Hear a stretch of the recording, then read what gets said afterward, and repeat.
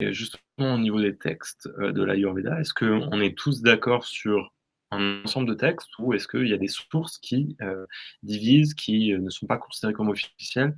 Ou est-ce que, justement, c'est une bible et c'est posé là? Heu, En fait, l'Ayurveda, c'est un Upaveda de Tharvaveda. Donc, les Védas, ce sont des textes sacrés qui viennent on ne sait pas de quand, encore une fois, c'est les Rishis, donc c'est les sages indiens à l'époque qui ont eu cette connaissance par infusion, par compréhension. Et l'Ayurveda, donc il y a 4 Védas principales, et l'Ayurveda, c'est une subdivision d'un de ces Védas. Ok, donc ça s'appelle Upaveda et c'est de la Tarva Veda. Et du coup, dans cette science qui est l'Ayurveda, donc la science de la vie, on est tous d'accord, tous les médecins ayurvédiques qui se sont mis d'accord pour déclarer qu'il y a une triade majeure aujourd'hui d'ouvrages, en sachant que la transmission était orale.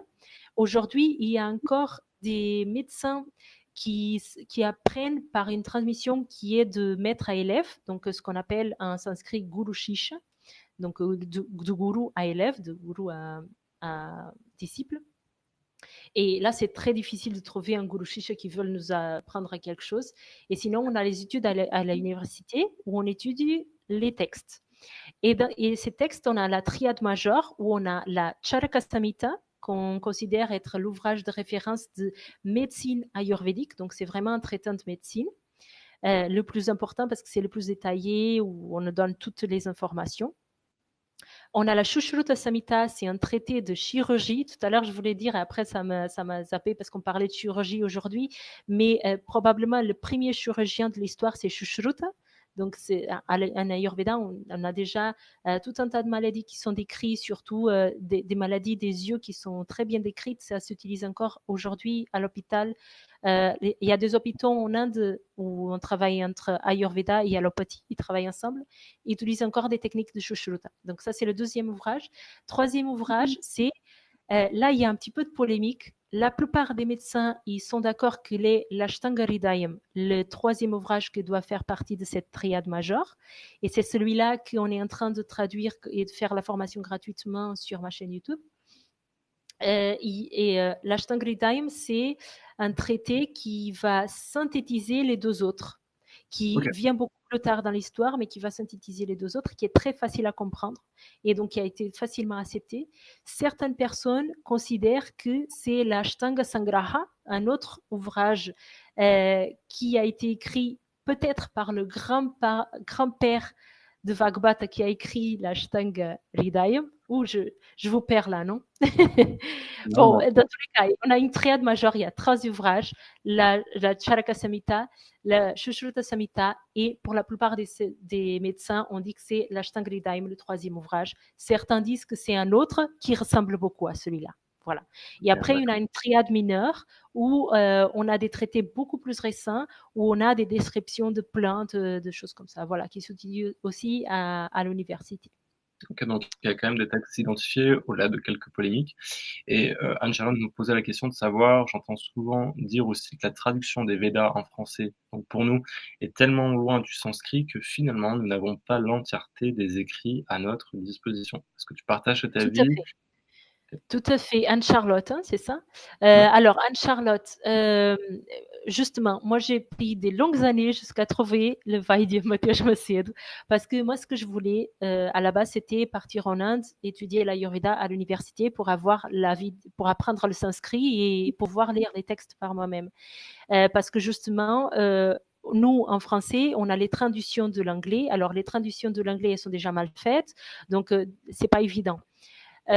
Du coup, moi, personnellement, j'ai étudié la Charaka Samhita de moi-même. J'ai rien compris. En plus, quand j'ai fait la formation d'Atreya, il m'a dit, ce livre-là, cette traduction que tu as lu, tu le mets même pas à la poubelle, tu l'utilises comme PQ. Il m'a dit, c'est tellement, il m'a dit que j'ai lu la traduction de Jean Papin, qui est un érudit du sanskrit, très reconnu dans le monde du yoga et qui a traduit donc la Charaka Samhita, l'ouvrage principal en Ayurveda. Et selon Atreya, il comprend le sanskrit, mais il n'est pas du tout médecin. Et donc, il a tellement mal traduit qu'on comprend les choses à l'envers. Il dit que c'est très dangereux, il dit que c'est criminel. Bon, après, Atreya, c'est un pita colérique, hein, donc il faut le prendre avec tous ses côtés. Il était très énervé quand il a su que j'avais lu cette traduction. Donc, pour vous dire, c'est difficile de lire les textes par soi-même. L'avantage avec Mateusz Macedo, c'est que lui, il est parti à l'université, il a appris le sanskrit. Et donc, il nous traduit mot par mot. Parce que le sanskrit, quand on traduit un mot, le sanskrit, il a cette capacité de ne pas figer les choses. Parce qu'un mot, il peut vouloir dire facilement 10 ou 15 choses.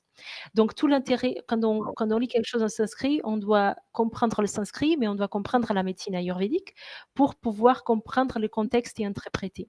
Donc, lui, il vous le lit en sanskrit et il vous dit ce que signifie chaque mot et après, il vous interprète derrière. Voilà. Et moi, dans ma chaîne, je fais qu'un travail de traduction. Donc, l'enseignement, c'est pas moi, ça vient de lui. J'apprends encore avec lui, vous voyez. Donc, là, vous pouvez apprendre les textes avec lui en sécurité. Moi, je pense que si on veut apprendre les textes, c'est soit on fait la formation à l'université, soit on apprend avec Mateusz Macedo. C'est mon opinion d'aujourd'hui. Je ne sais pas si dans quelques temps, je ne trouverai pas quelqu'un qui est encore plus performant, mais aujourd'hui, voilà ma position. Je pense qu'on peut, en toute sécurité, apprendre avec lui. D'accord. Parce qu'effectivement, Anne-Charlotte nous disait que sinon il y avait une université pour apprendre le sanskrit à Strasbourg. Donc c'est vrai que c'est toute la difficulté. Eh bien, à un moment donné, quand on s'en réfère à un interprète et qu'il y a de plus en plus d'intermédiaires entre soit l'apprenant et le texte de sanskrit, eh bien, on est susceptible d'avoir le filtre de tous les interprètes et donc de être décorrélé du sens originel du texte. Donc, bon, j'imagine que c'est une vraie difficulté.